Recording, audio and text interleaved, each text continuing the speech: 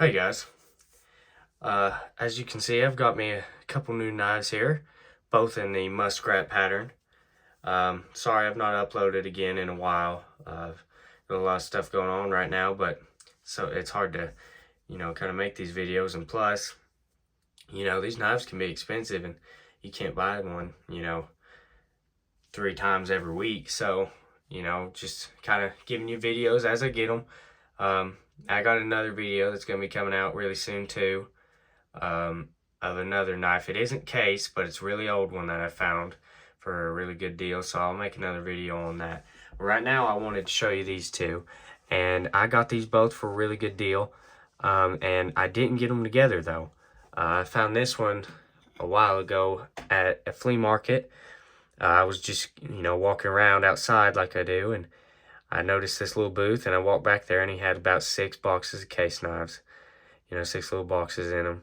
And I was looked at every one of them, and most of them had just, regular yellow Delrin handled knives, just kind of cheaper ones that I just didn't really want. But I seen this one, and I love the handles on a chestnut bone, and I love the muskrat as well. And I only had, at the time, I only had the orange one, which you all have seen before. And I was like, you know what, I might as well get me another one of these.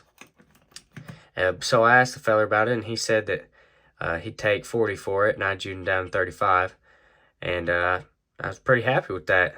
Getting a muskrat for 35 bucks, which ain't bad, for a muskrat, especially, one as nice as this. Now it's not an older one. It's it's fairly new, but I mean, still for that good a condition with that pretty handles, I think 35 bucks is good for just about any case knife. Now this knife right here, as you can see, is genuine stag, and this is probably some of the prettiest stag I've ever seen. And I mean, just amazingly beautiful stag. And it don't actually say bone stag on it, because of course we all know, it being a muskrat, it will not say, it don't have a standard pattern number.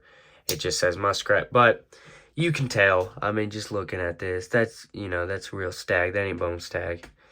You can just about look and tell. Well, I noticed it in this case. My family went on a weekend trip to Tennessee. I'm from Kentucky, so we just kind of drove down there and Pigeon Forge, and I was just looking around at one of these flea markets, and this was sitting in one of this fella's case. Now, he had a bunch of nice stuff. I mean, he had, double X, elephant toes, just the works, really. And he priced his stuff standard price, and he wasn't one you just gunned you down. But I brought with me this newer kind of acrylic gold trapper, also case. And, I don't like the knife. I didn't have nothing in it, literally nothing. I got it for free. And I thought it down there, and I'm thinking, maybe I can trade on this. Maybe I can trade for this knife. Well, I got down there, and the feller was pricing that for $85. Now, I don't know why, because he seemed to price everything else he had, a fair price. You wasn't getting a great deal, which $85 is still quite a bit to pay, especially for a muskrat. So I was hesitant, but knowing it's genuine stag, I thought about getting it. And the more I looked at it, I really liked it. And I went back there and tried to trade with the feller, and I ended up getting it for 20 bucks. And I traded the acrylic trapper. So really, I got this knife right here for $20. And that's probably the best deal I could have ever gotten. Especially because I think it's such beautiful stag.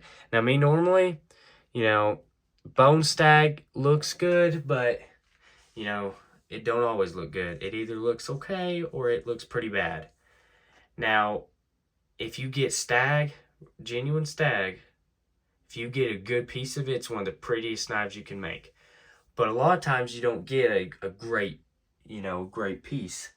But that, I think, is a great piece of stag. And the back is pretty too. The back is nowhere near like the front, but the back, I mean, just look at that. I mean, I think that's beautiful. But the front, oh my gosh, that's probably the best piece of stag ever that I have in my collection anyway. Now, of course, I do have this stag, Barlow, which it is, you know, a beautiful piece. Granddaddy Barlow, actually, the Founders Edition. Um, that's very pretty stag, but, you know, that's from, you know, the 60s, between the 40s and the 60s. You know, they don't make stag like this no more. And actually, I don't know if most of y'all know this or not, but Case has stopped producing stag. They're only producing genuine and red stag in their small knives, like a mini copperhead or a peanut or something like that. So yeah, you will not see any more medium or large knives that have stag on them. And that's why I thought this was cool too, because this is a fairly new knife. You know, you look right here, it's got a pretty new tag stamp. Now, in fairness, that's as many dots as they had on that tag stamp, so this knife's probably older than I am. But, you know, I'm not that old, so, you know, this is a fairly new knife. It's got they still got the Case oval emblem they still use on their brand new knives today. So it's a pretty new knife, and to have this beautiful stag on it, I just thought was amazing, because you just don't see that quality stag on a newer knife anymore. And it's kind of sad, you know, because everything's bone stag now. You know, like, for example, you got this teardrop here. Right now, it's a pretty teardrop. You know, I like it. Half stops, you know. It's a good knife. But you look at this stag on this muskrat and compare it to this just looks fake. I mean, that don't even look real. Which it is. I mean, it's bone stag, so it's still bone, but it's just torched and burnt to look like stag. The back of it, I mean, it's pretty. It's not an ugly knife. I think it's pretty. It's just, you don't get quality like that stag. You just can't find it. And that chestnut bone there in that muskrat is also very beautiful. You don't see it a lot anymore. Nowadays, I'm kind of sad, because nowadays, Case, you know, you don't see stag anymore. You're getting this bone stag. You know, they're still using bone, but they're brightening it up and making it real bright and pretty colors, which isn't a bad thing. I mean, I have quite a few of those knives because I think those are pretty. But they're also discontinuing the nice stuff, you know, like the good vintage stuff. And really all you can find anymore about is this, you know, this amber peach seed jig that looks anything like that anymore. And you know, it's sad. Like, you got, how often do you see a knife anymore that has just this brown jig bone handles like this cheetah here? I mean, you just don't see it. And I mean, that's a beautiful piece right there, you know. You just don't see it nowadays. You're getting all this colorful stuff like this mini copper lock, you know, and it's a pretty piece too. It's just, it's not, to me, it don't scream Case. Now, this mini copper lock is a great knife. It's got a great action, great blade function. And it's pretty. It's got that red amber bone peach seed jig. Well, it's not amber bone, but it's got that peach seed jig to it. And it's just, I don't know. I feel like Case is on the decline. And, you know, that's not me harping on Case. Like, I love Case. I collect Case knives. That's my hobby, you know. And I feel like we should have a right to kind of voice our opinions now, you know. I'm not, you know, bashing them or nothing. They still, I feel like, come out with great quality knives. I mean, almost every knife I get from them is great quality, but I have to say, like this mini copperhead here, look, like I said, it's a small knife, and it's the only newer one I have that has any stag to it, besides that one that I found. And this is genuine red stag, but it's a small knife. Now listen to this. You hear that? That's so weak. And this was an expensive knife too, being red stag. Listen, you hear that? I don't. It don't even snap. That's weak. And it snaps going in. That one didn't even snap going in. It's a shame, you know. Whereas, what makes me mad is Case gets it right.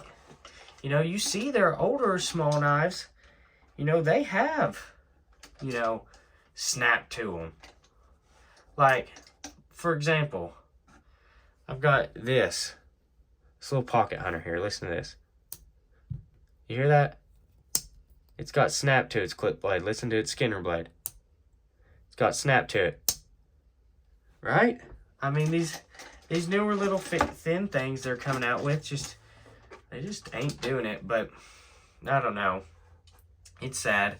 I wish that Case would do like a throwback and use, instead of, you know, running out what little bit of stag they have left on, you know, these small little, you know, little Eisenhower things, or these little, you know, toothpicks. What we need to do is gather up all the great stag they have left, and instead of just cutting it off into little bitty pieces and making an ugly stag for these little knives, let's make a limited time run and go through and just make some good, nice quality trappers or muskrats or medium-sized to big, large knives. And there won't be a lot of them, but let's put them out there, see how they do. And I bet you a lot of money that people are gonna pay for them.